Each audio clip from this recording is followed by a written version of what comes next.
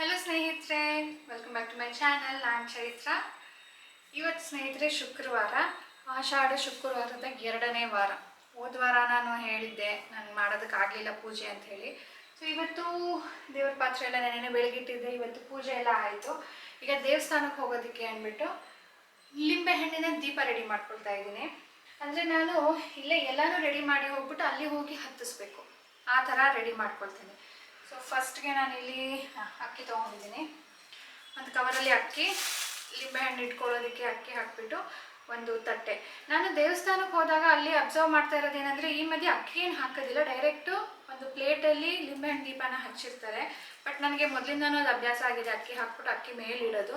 ಹಾಗಾಗಿ ತೊಗೊಂಡಿದ್ದೀನಿ. ಒಂದು ಮ್ಯಾಚ್ ಸ್ಟಿಕ್ ಇಟ್ಕೊಂಡಿದ್ದೀನಿ, ಒಂದು ಮ್ಯಾಚ್ ಬಾಕ್ಸ್ ಇಟ್ಕೊಂಡಿದ್ದೀನಿ. ಹೂವು, ಲಿಂಬೆಹಣ್ಣು, ಚಾಕು ಎಲ್ಲ ಇವಾಗಲೇ ಕಟ್ ಮಾಡ್ಕೊಳ್ತೀನಿ.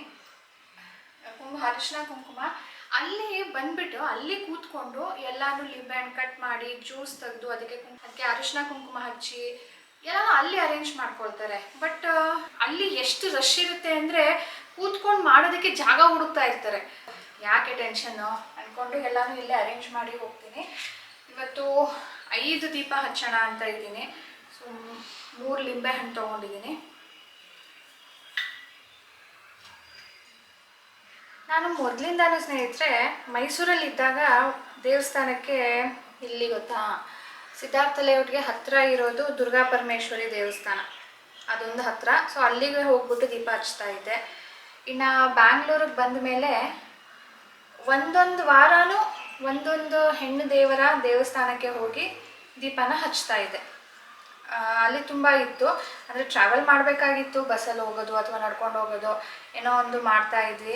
ರಾಜೇಶ್ ಕಸಿನ್ ಕೂಡ ಹತ್ತಿರ ಇದ್ರಲ್ವ, ಸೊ ಅವ್ರೂ ಕರ್ಕೊಂಡು ಹೋಗಿ ಬರ್ತಾಯಿದ್ದೆ. ನಾನು ಒಬ್ಬಳೇ ಅನ್ನೋ ಹಾಗಿದ್ರೆ ಅಲ್ಲೇ ಆದರೂ ಹತ್ತಿರ ಇರೋದನ್ನು ಚೂಸ್ ಮಾಡ್ತಿದ್ದೆ.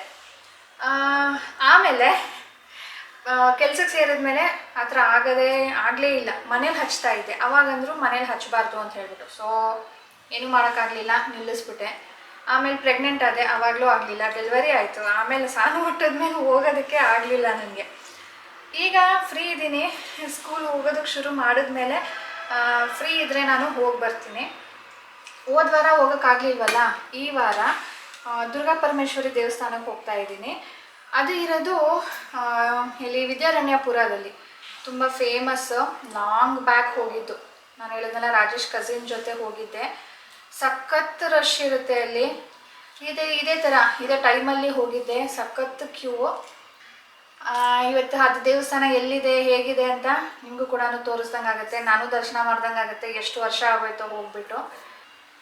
ಇಲ್ಲಿ ನೋಡಿ, ಜ್ಯೂಸನ್ನ ತೆಗೆದ್ಬಿಟ್ಟು ಇದನ್ನು ಸಿಪ್ಪೆನ ಹೀಗೆ ತೆಗಿತೀನಿ, ಆಗ ತುಂಬ ನೀಟಾಗಿ ಕಾಣುತ್ತೆ. ಇಲ್ಲಿರುತ್ತೆ ನೋಡಿ, ಇಲ್ಲಿ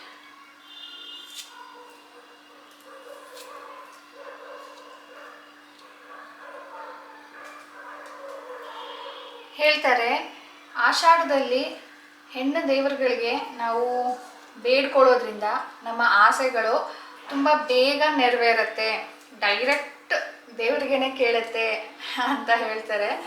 ಚಾಮುಂಡಿ ಬೆಟ್ಟದಲ್ಲಂತೂ ನೀವು ಕೇಳಂಗೆ ಇಲ್ಲ, ಎಷ್ಟು ರಶ್ ಇರುತ್ತೆ ಅಲ್ಲಿ ಅಂತ ಹೇಳ್ಬಿಟ್ಟು. ಸ್ಪೆಷಲ್ ದರ್ಶನಕ್ಕೆ ಹೋಗ್ತೀನಿ ಅಂದ್ರೂ ಕ್ಯೂ ಇರುತ್ತೆ ಅಲ್ಲಿ. ರಾಜೇಶ್ ಯಾವಾಗಲೂ ನನಗೆ ಟೀಸ್ ಮಾಡ್ತಾರೆ, ಮೈಸೂರು ಅಲ್ವಾ ನಾನು, ಅದಕ್ಕೆ ಓಹೋ ಮೈಸೂರವರು ಚಾಮುಂಡೇಶ್ವರಿಯ ಭಕ್ತರು, ಆಷಾಢದಲ್ಲಿ ನೆನೆಸ್ಕೊಳ್ದೇ ಇರೋಕ್ಕಾಗುತ್ತಾ, ಮಾಡಿ ಡೈರೆಕ್ಟ್ ದೇವ್ರಿಗೇನೆ ಅಪ್ಲಿಕೇಶನ್ ಹಾಕ್ತಾ ಇದ್ದೀರಾ ಆಷಾಢದಲ್ಲಿ, ಹಾಕಿ ಒಳ್ಳೇದಾಗಲಿ, ನಮಗೂ ಸ್ವಲ್ಪ ಒಳ್ಳೇದಾಗಲಿ ಅಂತ ಕೇಳ್ಕೊಳ್ಳಿ ಅಂತ ಟೀಸ್ ಮಾಡ್ತಾ ಇರ್ತಾರೆ. ಇವತ್ತು ಅವ್ರ ಜೊತೆನೇ ಹೋಗ್ತಾ ಇರೋದು. ಅಲ್ಲಿ ಹೋಗೋದಕ್ಕೆ ಮತ್ತೊಂದು ರೀಸನ್ ಇದೆ, ಸೊ ಅದೇನು ಅಂತ ನಿಮ್ಗೆ ತಿಳಿಸ್ತೀನಿ. ಇಲ್ಲಿ ನೋಡಿ, 4 ಕಡೆನೂ ಅರಿಶಿನ ಕುಂಕುಮ ಹಚ್ಚಿದ್ದೀನಿ. ನಾನು ಒಂದ್ಸರಿ ದೇವಸ್ಥಾನದ ಕ್ಯೂವಲ್ಲಿ ನಿಂತಿದ್ದೆ, ಇದೇ ಥರ ದೀಪ ಹಚ್ಚಬೇಕು ಅಂತ ಹೇಳ್ಬಿಟ್ಟು. ಕೆಲವೊಂದು ದೇವಸ್ಥಾನದಲ್ಲಿ ಬಿಡೋದಿಲ್ಲ ಅಲ್ಲಿ ಕುತ್ಕೊಂಡು ಅರೇಂಜ್ ಮಾಡ್ಕೊಳ್ಳೋದಕ್ಕೆ, ಕ್ಯೂವಲ್ಲಿ ಇದ್ದಾಗಲೇ ಅರೇಂಜ್ ಮಾಡ್ಕೋಬೇಕು ಅಥವಾ ಮನೇಲೇ ಅರೇಂಜ್ ಮಾಡ್ಕೊಂಡು ಬರಬೇಕು. ಅದಕ್ಕೆ ನಾನು ಅರೇಂಜ್ ಮಾಡ್ಕೊಳ್ತಾ ಇದ್ದೆ. ಕ್ಯೂವಲ್ಲಿ ನಿಂತ್ಕೊಂಡು ಇವ್ರ ಕಸಿನ್ ಜೊತೆ ಅಲ್ವಾ ಹೋಗಿದ್ದು, ಅದು ಅರೇಂಜ್ ಮಾಡಬೇಕಾದ್ರೆ ಮೊದಲು ದೀಪಕ್ಕೆ ಅರಿಶಿನ ಕುಂಕುಮ ಹಚ್ಚಿ, ನೀವು ಅರಿಶಿನ ಕುಂಕುಮ ಹಚ್ಚಲಿಲ್ಲ ಅಂದರೆ ಅದು ವೇಸ್ಟ್ ಆಗುತ್ತೆ ಅಂತ ಅಲ್ಲಿನ ಪೂಜಾರಿ ಹೇಳ್ತಾ ಇದ್ರು. ಸೊ ಮರೀದೇ ಮಾಡಬೇಕು. ಈಗ 5 ದೀಪ ರೆಡಿ ಆಯಿತು, ಹಾಕ್ಕೊಳ್ತೀನಿ.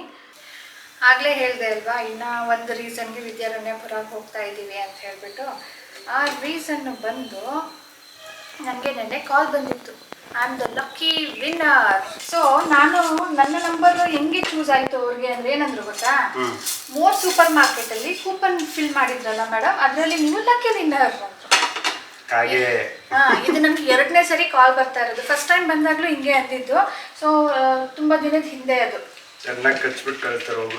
ಇಲ್ಲ ಕೇಳಿ, ಹಂಗಂದ್ರ ಮೋರ್ ಸೂಪರ್ ಮಾರ್ಕೆಟಲ್ಲಿ ಹೇಳ್ಬಿಟ್ಟು ಅವಾಗ ನಾನು ಹೌದಾ ಮೋರ್ ಸೂಪರ್ ಮಾರ್ಕೆಟ್ ನಾನು ಯಾವತ್ತೂ ಹೋಗೇ ಇಲ್ಲ ಅಂದೆ. ಹೌದಾ ಮೇಡಮ್ ಅಂತ ಇಟ್ಬಿಟ್ಟಿದ್ರು. ಈ ಸ್ಯಾರಿನೂ ಹಂಗೆ ಬಂತು, ಮೋರ್ ಸೂಪರ್ ಮಾರ್ಕೆಟಲ್ಲಿ ಕೂಪನ್ ಫಿಲ್ ಮಾಡಿದ್ರಲ್ಲ ಅದರಲ್ಲಿ ವಿನ್ ಆಗಿದ್ದೀರಾ ಅಂತ ಹೇಳ್ಬಿಟ್ಟು. ಇದು ಏನು ಇವರು ಹೋದ ಸರಿನೂ ಮಾಡಿದ್ರು ಈ ಸರಿನೂ ಮಾಡೋರಲ್ಲ, ಸರಿ ನೋಡೋಣ ಅಂದ್ಕೊಂಡು ಹೇಳಿ ಅಂದೆ. ಸೊ ಮೇಡಮ್ ನೀವು ಇಷ್ಟೆಲ್ಲ ಗೆದ್ದಿದ್ದೀರಾ, ನೀವು ನಮ್ಮ ಆಫೀಸ್ಗೆ ಬಂದುಬಿಟ್ಟು ಇದನ್ನೆಲ್ಲ ಕಲೆಕ್ಟ್ ಮಾಡ್ಬೋದು ಅಂದರು. ಎಲ್ಲಿರೋದು ಆಫೀಸು ಅಂದೆ. ಸೊ ಅಡ್ರೆಸ್ ಹೇಳಿದ್ರು. ಆಮೇಲೆ ನನಗೆ ಇದು ಎಲ್ಲಿದೆ ಅಂತಲೇ ಗೊತ್ತಿಲ್ವಲ್ಲ ಅಂದೆ. ಲೊಕೇಶನ್ ಶೇರ್ ಮಾಡ್ತೀವಿ ಮೇಡಮ್ ಅಂದರು.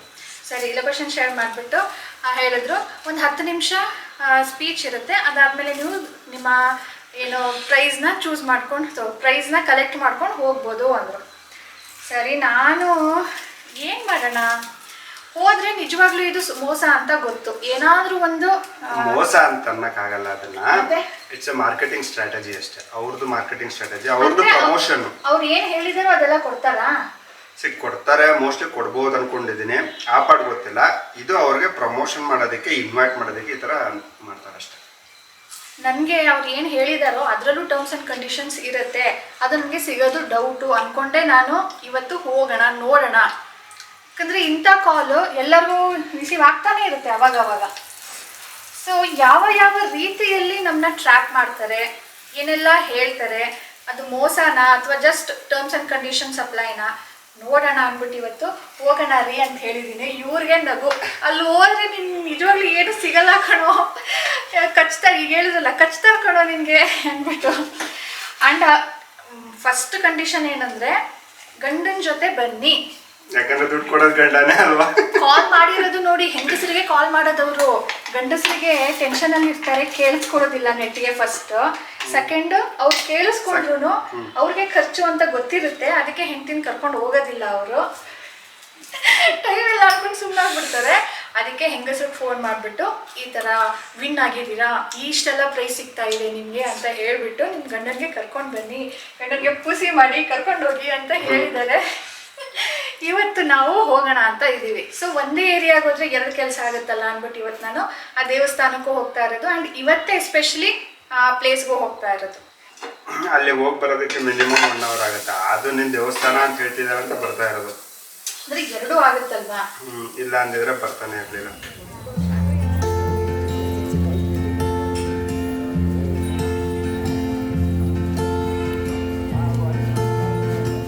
ಇದು ದುರ್ಗಾ ಪರಮೇಶ್ವರಿ ದೇವಸ್ಥಾನ. ಇಲ್ಲಿಗೆ ಬಸ್ಸಲ್ಲಿ ಬರಬೇಕು ಅಂದರೆ ವಿದ್ಯಾರಣ್ಯಪುರ ಲಾಸ್ಟ್ ಬಸ್ ಸ್ಟಾಪ್ ಅಂತ ಏನೋ ಇದೆ ಅನಿಸುತ್ತೆ. ಅಂದರೆ ನಾನು ಲಾಂಗ್ ಬ್ಯಾಗ್ ಬಂದಿದ್ದು, ಅಲ್ಲಿ ಇಳಿದ್ಬಿಟ್ಟು ನಡ್ಕೊಂಡು ಹೋಗಿದ್ದು ನೆನಪು.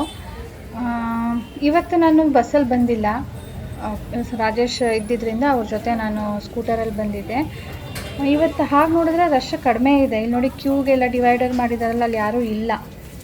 ಇಲ್ಲ ಅಂದಿದ್ರೆ ಬೆಳಿಗ್ಗೆ ಹೊತ್ತು ಆಗಿದ್ರೆ ರಶ್ ಇರೋದೋ ಏನೋ. ಇಲ್ಲಿ ಒಂದು ಕ್ಯೂ ನೋಡ್ಬೋದು ನೀವು, ಜನರಲ್ ಇದೆ, ಒಂದು ಪೇಯ್ಡ್ ಅದ್ರ ಪಕ್ಕದ್ದು. ಆ್ಯಂಡ್ ಈ ಕಡೆ ಎಂಟ್ರಿ ಇರೋದು ಲಿಂಬೆಹಣ್ಣು ದೀಪ ಹೋಗಿ ಹಚ್ಚೋದು.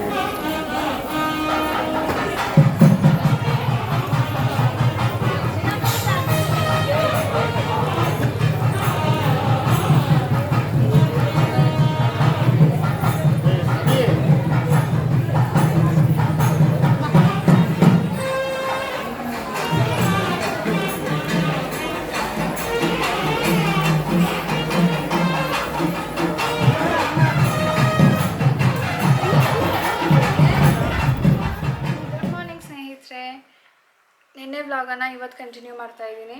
ಯಾಕೆ ಅಂದರೆ ನೆನ್ನೆ ಸಖತ್ ಟೆನ್ಷನ್ ಆಗಿಬಿಟ್ಟಿತ್ತು. ಯಾಕೆ ಮಗಳೇ? ಹಾಂ ಓಕೆ. ಎಂಥ ಟೆನ್ಷನ್ ಆಗ್ತಿಲ್ಲ ಸ್ನೇಹಿತರೆ. ಏನದನ್ನು ಟೆನ್ಷನ್ ಅನ್ನೋದ ಅಥವಾ ಆಗೋಗುತ್ತೆ ಬಿಡು ಅನ್ನೋದ? ರಾಜೇಶ್ ನನಗೆ ನೀನು ಸ್ವಲ್ಪನೂ ಬ್ರೇವ್ ಇಲ್ಲ, ಯಾಕೆ ಅಷ್ಟೊಂದು ಟೆನ್ಷನ್ ತೊಗೊಂಡೆ ಅಂತ ಬೈತಾಯಿದ್ರು. ನಾನು ನಿಮ್ಗೆ ಹೇಳ್ತೀನಿ, ನಿಮ್ಮ ಜೊತೆ ಶೇರ್ ಮಾಡ್ತೀನಿ, ನೀವೇ ಹೇಳಿ ಇಂಥ ಸಿಚುವೇಷನಲ್ಲಿ ನೀವು ಟೆನ್ಷನ್ ಮಾಡ್ಕೊಳ್ಳೋದಿಲ್ವಾ ಅಂತ ಹೇಳಿಬಿಟ್ಟು. ನಿನ್ನೆ ನಾವು ವಿದ್ಯಾರಣ್ಯಪುರಕ್ಕೆ ಹೋಗಬೇಕಿತ್ತು 2 ರೀಸನ್ಸ್ಗೆ. ಒಂದು ಬಂದು ದೇವಸ್ಥಾನಕ್ಕೆ, ಇನ್ನೊಂದು ಟ್ರಾವೆಲ್ ಏಜೆನ್ಸಿಗೆ. ಮೊದಲು ನಾವು ದೇವಸ್ಥಾನಕ್ಕೆ ಹೋಗೋಣ ಅಂತ ಡಿಸೈಡ್ ಮಾಡಿ ದೇವಸ್ಥಾನಕ್ಕೆ ಹೋಗಿದ್ವಿ. ನಾನು ಇದೇ ಡ್ರೆಸ್ ಹಾಕ್ಕೊಂಡೋಗಿದ್ದೆ. ಇವತ್ತು ನಿಮಗೆ ಹೇಳೋದಕ್ಕೆ ಅಂದ್ಬಿಟ್ಟು ಇನ್ನೂ ಮತ್ತೆ ಇದನ್ನೇ ಹಾಕ್ಕೊಂಡಿದ್ದೀನಿ. ನಾವು ಹೋದಾಗ ಮಹಾಮಂಗಳಾರತಿ ಟೈಮು, ಎಲ್ಲರಿಗೂ ಸ್ಟಾಪ್ ಮಾಡಿಸ್ಬಿಟ್ಟಿದ್ರು. ಆಮೇಲೆ ನಮಗೆ ಲೇಟ್ ಆಗುತ್ತೆ ಅಂತ ಹೇಳ್ಬಿಟ್ಟು ನಾವು ಲಿಂಬೆಹಣ್ಣು ದೀಪ ಹಚ್ಬಿಟ್ಟು ದೂರದಿಂದನೇ ದರ್ಶನ ಮಾಡೋದಕ್ಕೆ ನಿಂತ್ಕೊಂಡು ದರ್ಶನ ಮಾಡಿದ್ವಿ. ಮಹಾಮಂಗಳಾರತಿ ಆಯಿತು. ಆದಮೇಲೆ ರಾಜೇಶ್ ಲೇಟ್ ಆಗುತ್ತೆ ಕಣೋ, ಹೊರಡೋಣ ಅಂದರು. ಸರಿ ಅಂತ ಹೇಳಿ ಒಂದು 2 ನಿಮಿಷ ತಡೀರಿ, ನಾನು ಫುಲ್ ಕಾಣಿಸ್ಲಿಲ್ಲ, ಬರೀ ಇಷ್ಟು ಕಾಣಿಸ್ತು ಅಷ್ಟೇ ಅಂದ್ಬಿಟ್ಟು ಅಲ್ಲೇ ಕಾಯ್ತಾ ನಿಂತ್ಕೊಂಡಿದ್ದೀನಿ. ಏನೋ ಹಾಗೇನೆ ಅದು ಯಾಕೆ ಆ ಥರ ಅನ್ನಿಸ್ತೋ ಗೊತ್ತಿಲ್ಲ, ಸುಮ್ಮನೆ ಹಿಂಗೆ ಕೈ ಹಾಕಿದರೆ ನನ್ನ ಕತ್ತಲ್ಲಿ ಚೈನೇ ಇಲ್ಲ. ನಿಮ್ಗೆ ಟೆನ್ಷನ್ ಆಗೋದಿಲ್ವ ಹೇಳಿ? ಹೊರಗಡೆ ಹೋದಾಗ ದೇವಸ್ಥಾನದಲ್ಲಿದ್ದೀವಿ, ಅಲ್ಲೆಲ್ಲಾದರೂ ಚೈನ್ ಬಿದ್ದರೆ ಸಿಗುತ್ತಾ ನಮಗೆ? ಹೋಯ್ತಲ್ಲಪ್ಪ ಚೈನು ನಂದು, ಎಲ್ಲಿ ಕಳ್ಕೊಂಡೆ ಅಂತಲೇ ಗೊತ್ತಾಗ್ತಾ ಇಲ್ಲ. ಯಾರಾದರೂ ಕಳ್ತನ ಮಾಡಿದ್ರಾ ಅಥವಾ ಅದು ಚೈನ್ ನಂದು ವೀಕ್ ಆಗಿದೆ, ಯಾಕಂದರೆ 12 ಇಯರ್ಸ್ ಆಗಿದೆ, ಅದು ಲಿಂಕ್ಸ್ ಸ್ವಲ್ಪ ವೀಕ್ ಆಗಿದೆ, ಅಥವಾ ಅದೇ ಕಟ್ಟಾಗಿ ಬಿದ್ದುಬಿಡ್ತಾ, ಅಥವಾ ನಾನು ಮನೇಲಿ ಏನಾದರೂ ಡ್ರೆಸ್ ಚೇಂಜ್ ಮಾಡಬೇಕಾದ್ರೆ ಏನಾದರೂ ಅಲ್ಲಿ ಬಿತ್ತಾ? ಮನೇಲಿ ಬಿದ್ದಿದ್ರೆ ನಂಗೆ ಗೊತ್ತಾಗಬೇಕಾಗಿತ್ತು, ಗೊತ್ತಾಗಿಲ್ಲ. ಯಾವತ್ತೂ ಈ ಥರ ಆಗಿಲ್ಲ. ನಾನು ಡ್ರೆಸ್ ಚೇಂಜ್ ಮಾಡಬೇಕಾದ್ರೆ ಅದ್ರ ಜೊತೆನೇ ಚೈನ್ ಬರೋದು ಆ ಥರ ಎಲ್ಲ ಯಾವತ್ತೂ ಆಗಿಲ್ಲ. ಏನು ಟೆನ್ಷನ್ ಅಂತೀರಾ? ನನಗೆ ಅಳಬೇಕಾ ಬಿಡಬೇಕಾ ಗೊತ್ತಾಗ್ತಾ ಇಲ್ಲ. ದೇವ್ರ ಹತ್ರ ಏನೋ ಬೇಡ್ಕೊಳ್ಳೋದಕ್ಕೆ ಹೋಗಿದ್ದೀನಿ, ಅಲ್ಲಿಗೆ ಹೋದ್ಮೇಲೆ ಏನೋ ಆಯಿತು. 50 ಗ್ರಾಮ್ಸ್ದು ಒಂದು ಮಾಂಗಲ್ಯ ಚೈನ್ ಕಳೆದೋಗಿದೆ ಅಂದರೆ ಯಾರಿಗಾದರೂ ಟೆನ್ಷನ್ ಆಗದೆ ಇರುತ್ತಾ? ರಾಜೇಶ್ ಅಂದರು ನಡಿ ಇಲ್ಲೆಲ್ಲ ಹುಡುಕಿದ್ರೂ ನಿನಗೆ ಪ್ರಯೋಜನ ಇಲ್ಲ, ಯಾಕಂದರೆ ಇಲ್ಲಿ ಬಿದ್ದರೂ ನಿನಗೆ ಸಿಗೋದಿಲ್ಲ, ಹೊರಗಡೆ ಎಲ್ಲಾದರೂ ಬಿದ್ದಿದ್ರೂ ನಿನಗೇನು ಸಿಗೋದಿಲ್ಲ. ಈಗ ಒಂದೇ ಮಿಕ್ಕಿರೋದು ಮನೇಲಿ ಏನಾದರೂ ಡ್ರೆಸ್ ಚೇಂಜ್ ಮಾಡಬೇಕಾದ್ರೆ ಬಿದ್ದಿದೆಯಾ ನೋಡೋಣ ಅಂತ ಹೇಳಿಬಿಟ್ಟು. ನನಗೆ ಏನಾದರೂ ಯಾರಾದರೂ ಕೈ ಹಾಕಿದ್ರೆ ಗೊತ್ತಾಗುತ್ತಲ್ವಾ? ಕೂದಲು ನಾನು ಕೂಡ ಹೀಗೆ ಬಿಟ್ಟಿದ್ದೆ, ಒಂದು ಕ್ಲಿಪ್ ಹಾಕಿ ಒಂದು ಬಿಟ್ಟಿದ್ದೆ. ಸೊ ಕೈ ಹಾಕಿದಾಗ ಕೂದಲು ಎಳ್ದಂಗೆ ಆಗುತ್ತೆ, ಗೊತ್ತಾಗುತ್ತೆ. ಅದು ನನಗೆ ಆ ಥರ ಏನೂ ಫೀಲ್ ಆಗಲಿಲ್ಲ. ನೆಕ್ಸ್ಟು ಎಲ್ಲಾದರೂ ಕಟ್ಟಾಗಿ ಬಿದ್ದಿದೆಯಾ ಅನ್ನೋದಕ್ಕೆ ಬೀಳಬೇಕಾದ್ರೂ ಕೂಡ ಜಾರೋದು ಒಂದು ಫೀಲ್ ಬರುತ್ತೆ. ಅದು ನನಗೆ ಆ ಥರ ಏನೂ ಆಗಲಿಲ್ಲ. ಮನೆಯಲ್ಲಿ ಡ್ರೆಸ್ ಚೇಂಜ್ ಮಾಡಬೇಕಾದ್ರೆ ಬಿದ್ದಿದೆಯಾ ಅಂದರೆ ನನಗೆ ಯಾವತ್ತೂ ಆ ಥರ ಎಕ್ಸ್ಪೀರಿಯೆನ್ಸ್ ಆಗಿಲ್ಲ. ಒಂದಿನೂ ನನಗೆ ಆ ಥರ ಆಗಿಲ್ಲ. ನಾನು ಯಾವತ್ತೂ ತೆಗೆದಿಟ್ಟು ಕೆಲಸ ಮಾಡಿದವಳಾಗಲಿ, ಹೊರಗಡೆ ಹೋದವಳಾಗಲಿ, ಸ್ನಾನ ಮಾಡೋದಾಗಲಿ, ಮಲ್ಕೊಳ್ಬೇಕಾದ್ರೆ ಆಗಲಿ ತೆಗಿಯೋದಿಲ್ಲ ನಾನು. ಸೊ ನಾನು ತೆಗ್ದಿಲ್ಲ. ಮತ್ತು ಎಲ್ಲೋಯ್ತು ನನಗೆ? ಅಳಬೇಕಾ ಬಿಡಬೇಕಾ ಗೊತ್ತಾಗ್ತಾ ಇಲ್ಲ. ದೇವ್ರಿಗೆಲ್ಲನೂ ನೆನೆಸ್ಕೊಂಡು ಅಯ್ಯೋ ಏನು ಹಿಂಗಾಯಿತು. 3 ಲಕ್ಷ ಕಡಿಮೆ ದುಡ್ಡಲ್ಲ, ಅದು ಖರ್ಚಾಗೋದಿರಲಿ, ನನಗೆ ನನ್ನ ಮಾಂಗಲ್ಯ ಚೈನ್ ಜೊತೆ ನನ್ನ ಮಾಂಗಲ್ಯ ಕಳ್ಕೊಂಡಲ್ಲ ಅಂತ ಒಂದು ಕಡೆ ಟೆನ್ಷನ್ನು. ಎಲ್ಲ ದೇವ್ರಿಗೂ ನೆನೆಸ್ಕೊಂಡು ದೇವ್ರ ಮೇಲೆ ಭಾರ ಹಾಕ್ಬಿಟ್ಟು ನಾನು ಅಳೋದಿಲ್ಲ, ನಾನು ಮನೆಗೆ ಹೋಗಿ ನೋಡ್ತೀನಿ, ನನಗೆ ಸಿಗೋ ಹಾಗೆ ಮಾಡು ದೇವ್ರೆ ಅಂದ್ಕೊಂಡೇ ಬಂದಿದ್ದೀನಿ ಮನೆಗೆ ಬಂದು ನನಗೆ ಚೆಕ್ ಮಾಡೋದಕ್ಕೆ ಭಯ.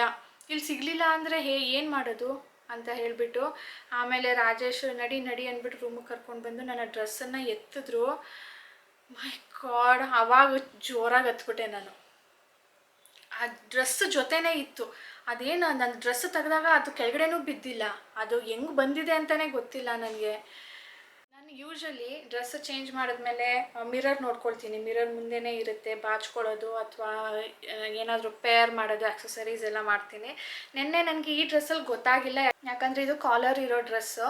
ಅದರ್ವೈಸ್ ಕತ್ತು ಬೋಳ್ ಕಾಣುತ್ತಲ್ವ, ಗೊತ್ತಾಗ್ತಾ ಇತ್ತು. ನೆನ್ನೆ ಮಾತ್ರ ಸ್ನೇಹಿತರೆ ಅದ್ಯಾಕೆ ನನಗೆ ಅಲ್ಲೇ ಯಾತಕ್ಕೆ ನೆನಪು ಬಂತೋ ಗೊತ್ತಿಲ್ಲ. ಅಟ್ಲೀಸ್ಟ್ ಮನೆಗೆ ಬಂದ ಮೇಲೆ ನಾನು ಡ್ರೆಸ್ ಚೇಂಜ್ ಮಾಡಿದಾಗ ಬೋಳ್ ಕತ್ತಿದ್ದಿದ್ರು ಕೂಡ ಇಲ್ಲೇನಾದರೂ ನೋಡ್ತಾ ಇದ್ದೆ, ಟೆನ್ಷನ್ ಏನು ಮಾಡ್ಕೊಳ್ತಾ ಇರಲಿಲ್ಲ. ಅಲ್ಲಿಂದ ಇಲ್ಲಿಗೆ ಬರೋ ತನಕ ಎಷ್ಟು ದೂರಪ್ಪ ಮನೆ ಅಂತ ಅನ್ನಿಸ್ಬಿಡ್ತು. ರಾಜೇಶ್ ಟೆನ್ಷನ್ ತೊಗೋಬೇಡ ಅಂತಿದ್ದಾರೆ. ಪಾಪ ಅವ್ರಿಗೂ ಟೆನ್ಷನ್ ಇರುತ್ತಲ್ವ. 3 ಲಕ್ಷದ ನಾವು ವಸ್ತುನ ಹಾಳು ಮಾಡ್ಕೊಂಡಿರೋದು ನಾನು. ನಿಜವಾಗ್ಲೂ ಸ್ನೇಹಿತರೆ ನನಗೆ ಏನು ಫೀಲ್ ಆಯಿತು ಅಂತ ನನಗೆ ಹೇಳೋದಕ್ಕೆ ಸಾಧ್ಯನೇ ಇಲ್ಲ. ನನಗೆ ನೆನೆಸ್ಕೊಂಡ್ರೆ ಈಗಲೂ ಅಳು ಬರುತ್ತೆ. ಅದೇನಾದರೂ ನಮಗೆ ಕಳೆದೋಗಿದ್ದಿದ್ರೆ ನಾನಿವತ್ತು ನಿಮ್ಮ ಕ್ಯಾಮ್ರಾ ಮುಂದೆ ಇರ್ತಾನೆ ಇರಲಿಲ್ಲ. ಅದು ಎಷ್ಟು ದಿನ ನಾನು ವ್ಲಾಗ್ಸ್ನ ಮಾಡ್ತಾ ಇರಲಿಲ್ವೋ ಗೊತ್ತಿಲ್ಲ ಆ ಟೆನ್ಷನಲ್ಲಿ. ಮೈ ಗಾಡ್, ನೆನ್ನೆ ಟ್ರಾವೆಲ್ ಏಜೆನ್ಸಿಗೆ ಹೋಗಲಿಲ್ಲ, ಬಂದ್ಬಿಟ್ವಿ.